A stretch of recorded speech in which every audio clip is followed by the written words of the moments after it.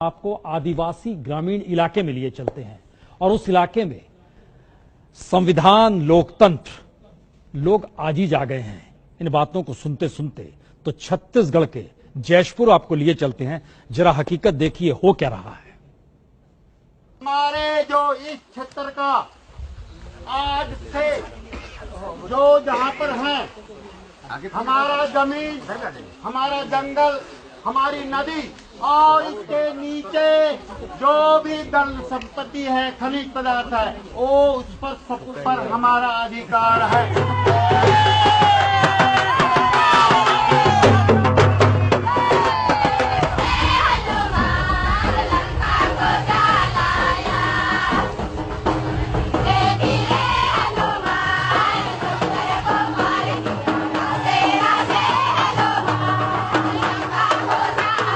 छत्तीसगढ़ के जशपुर जिले का ये गांव आज खुशी क्यों मना रहा है आप जानते हैं? क्योंकि जिले का कलेक्टर और जिले का एसपी भी अब इनके इजाजत के बाद ही इस गांव में आएगा, ऐसा इस गांव का संविधान आज कह रहा है।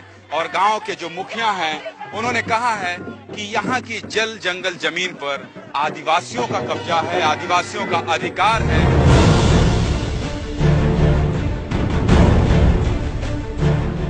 छत्तीसगढ़ के जशपुर जिले का है ये इलाका, जहां 3 गांव के हजारों आदिवासियों ने सरकार के कानून से अलग अपने राज का ऐलान किया है। यहां पत्थलगड़ी की प्रथा लागू कर दी गई है।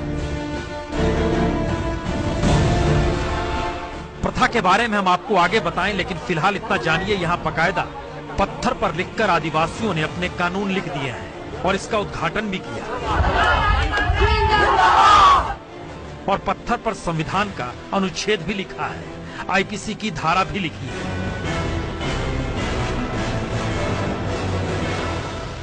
व्यापार के नाम से या कुछ खनिज पदार्थ को निकालना या कारखाना चलाने या कुछ करना जो बाहर वाले हैं उनको इजाजत नहीं देंगे। रविवार सुबह 10 बजे 3 गांवों में पत्थलगड़ी लागू किया गया। सिहारडांड, बुटुंगा और बछराव 3 गांव में प्रथा लागू हुई। संविधान का हवाला देकर जल, जंगल और जमीन पर पूर्ण अधिकार का ऐलान हुआ। ऐलान यह भी हुआ कि गांव में नेता या मंत्री या अफसर कोई भी हो, उनके लिए गांव में घुसना मना है। एसपी कलेक्टर को भी ग्राम सभा से इजाजत लेकर ही अंदर आना होगा। देखिए, उसके लिए तो संविधान में जो लिखा हुआ है उसका पालन उनको करना होगा कि भाई किसी ग्राम में घुसना है तो वहाँ के सरपंचों से एक चिट्ठी या कोई जो भी हो उनसे संपर्क करना होगा। और किसी के लिए निषेध नहीं है, क्योंकि भाई वो प्रशासन के लोग हैं और किन्हीं को मना नहीं है, वे सरपंच के माध्यम से गांव में प्रवेश कर सकते हैं। इन आदिवासियों ने बता दिया कि अब ये लोग सरकारी दखलंदाजी से आजाद हैं। अब 3 गांव में ग्राम सभा का ही शासन चलेगा। दीवारों पर बकायदा लिखा गया, न लोकसभा न विधानसभा, सबसे ऊपर ग्राम सभा। न लोकसभा न विधानसभा, जय आदिवासी। इनका ये भी मानना है कि संविधान ने जो अधिकार दिया है इसका उपयोग ये नहीं कर रहे थे, जिसकी वजह से इनका दोहन हो रहा था। तो मतलब साफ है, विकास हुआ नहीं तो आदिवासी गुस्से में है। और पत्थलगड़ी का ऐलान करने वाले जोसेफ ने सरकार को अल्टीमेटम भी दे दिया है कि जितनी जल्दी हो सरकार विकास करके दिखाए। सरकार की जो सुविधा हमारे लिए वो तो हमारे पास आएगी, लेकिन उसके साथ में हम लोग ये बताना चाहते हैं कि ये हमारे पास जो भी सामान है, क्षेत्र है, खनिज पदार्थ है, बाकी जो भी चीजें हैं, उसको भी हम लोग के पास उनको पूछना पड़ेगा कि कैसा करेंगे, क्या करेंगे। ये पत्थलगड़ी आदिवासियों की पुरानी परंपरा है, जिसके तहत गांव की सीमा तय कर दी जाती है और पत्थलगड़ी परंपरा का इस्तेमाल अवंचित लोगों को गांव के अंदर घुसने से रोकने के लिए किया जाता है। लेकिन अब बदलते दौर में सरकारी बाबू और नेता इन लोगों के लिए अवंचित हो गए हैं।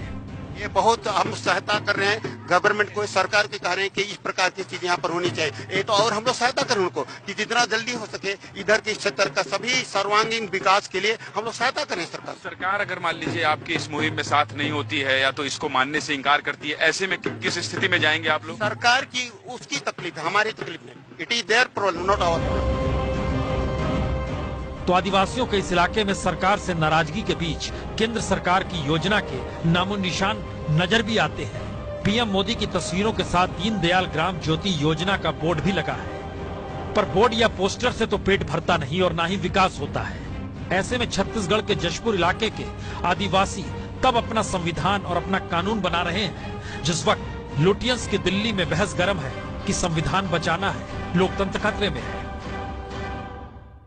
ये है एबीपी न्यूज, आपको रखे आगे।